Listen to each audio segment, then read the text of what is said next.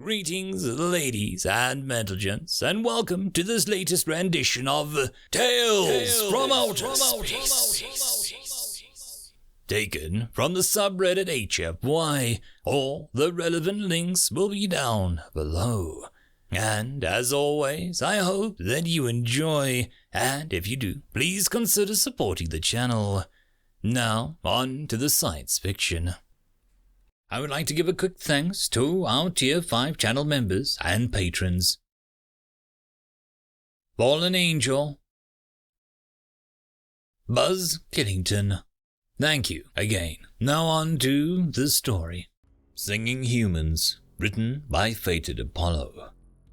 Captain Traxu stood on the bridge feeling mostly content. The trip was going well.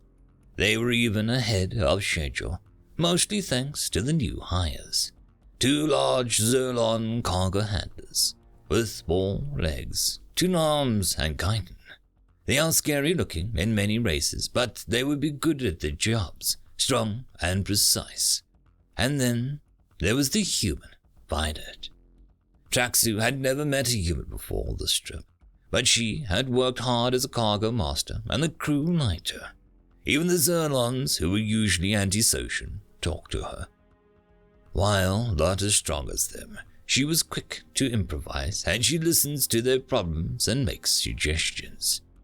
Traxu had received more suggestions during this trip than during the previous 3. Something about humans adapting, or some such. The reason Traxu was feeling mostly content was that one of the crew was standing on the bridge with a strange report. "Could you repeat that?"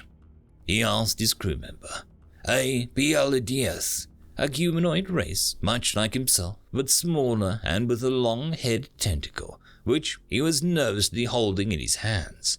His name was Krzyx, if Traxu remembered correctly.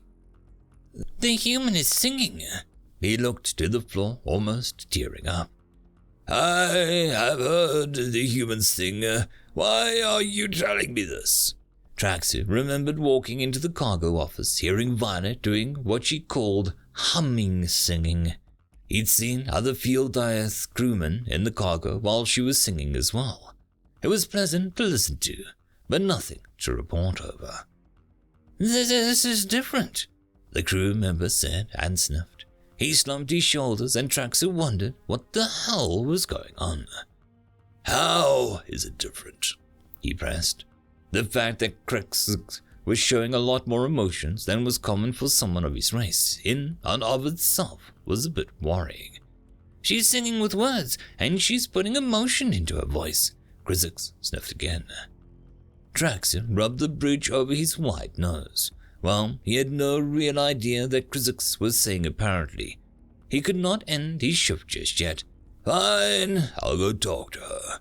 Where is she?" "In her room." "Why is the problem if she's in her quarters?" Traxu nonetheless marched down the corridor towards the crew quarters with Krzyx in tow. "We went to ask her a question, but she didn't hear the door open, and we heard her singing and He sniffed again. "All right," Traxu sighed. What did the human get herself into now? He hoped he didn't have to fire her. Productivity would go down without a cargo master, and they were a week and 2 days from the next stop. As he rounded the corner, he saw the fieldiyeth on the floor next to the human's open door. She was crying and holding her knees to her chest. Traxu was not good at names and preferred to use titles, but she was called Lbry, he was pretty sure. Krzyx put his hands over his ears as they approached, and Traxu heard the song. He stopped and listened. This wasn't entirely different from the humming singing that she had done before. Violet was singing with words filled with sadness and loss, of love lost. No wonder Lbry was on the ground. He stepped up to the door and saw the human sitting on a chair, her back to the door, writing something as she sang. Traxu lifted his hand to knock but paused, listening to the song. His race was not as sensitive to emotions as the Fieldians, but he still felt a lump in his throat from the words and the emotions in Violet's voice. He had to take a deep breath and let the song finish. Then Traxu knocked hard on the doorframe. Violet jumped and turned around. Her eyes were slightly wet. She blinked a few times and pulled off her headset. "Captain, what, She saw the crumpled form crying at a doorframe. "What happened?" "Did you read the documents I sent you on the Fildian?" Traxu said, and fixed the human with a stern look. Violet blushed slightly and looked down. "I, skimmed it," she admitted. Traxu sighed. "They are very good at reading emotions. They can pick it up and magnify it, as they don't show a lot of emotions themselves." He glanced down at Lbry. "Usually. And as you should know, humans are about the only race that sings with their music. If you absolutely need to sing songs with so much emotion, please make sure that no one can hear you." That was a strange thing about humans. What evolutionary advantage such a large vocal range had, Traxu didn't know. Very few races have song in their music, and no one had as strong emotions in general, although Traxu had heard of some races experiencing it through drug use. Traxu bent down and picked up Lbry. She had stopped crying now that the song was over and was sniffing. He walked over and dumped her in the human's lap. "Your problem, you fix it. I've been up for 2 shifts and I'm going to sleep." Violet looked very confused, but howled at the girl. "What do I do?" "Console her. Don't wake me unless something catches fire." Krizzix walked into the room as Traxu walked out. Violet made a shushing noise and was speaking gently to the girl. Traxu turned around and saw that the girl clinging to the human shirt with her head tentacle around her. The sound was comforting, and she made a mental note to test Violet's ability to de-escalate arguments.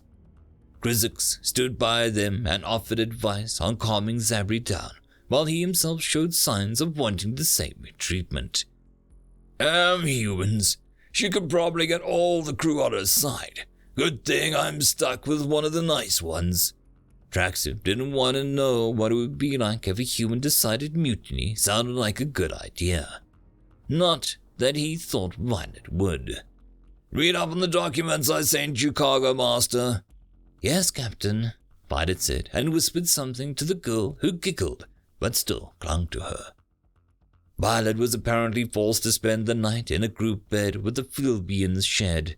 She looked tired the next day, which served her right in Traxu's thought, complaining that it was too warm and she couldn't sleep enough. She was also constantly followed by Krizzix and Lbry when they were off ships, and the two were almost attached to her and begging her to sing to them. Traxu put a stop to that unless everyone listening was off ships. He didn't trust their ability to work hyped up on emotions. A few days later, at the mess hall, Traxu sat down opposite Violet and her 2 new followers. "So, Cargo Master, is every human as good at singing as you? Is it something I need to keep in mind if we go to human stations or planet?" Well, I do like singing. There are many worse than me. I'm not a professional singer." Traxu put down his utensils and looked Violet in the eye. "Professional singer. Please explain." "Well, over the years there have been thousands of groups playing music and singing with millions of songs recorded. Many humans make a lot of money performing for others." Traxu blinked, slowly pinching his nose. "Of course humans would."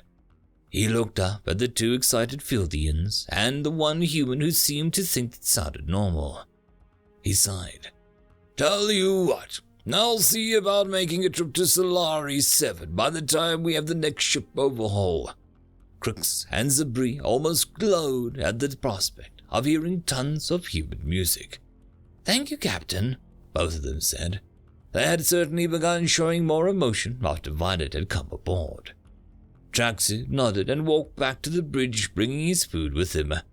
"I'm probably going to regret this."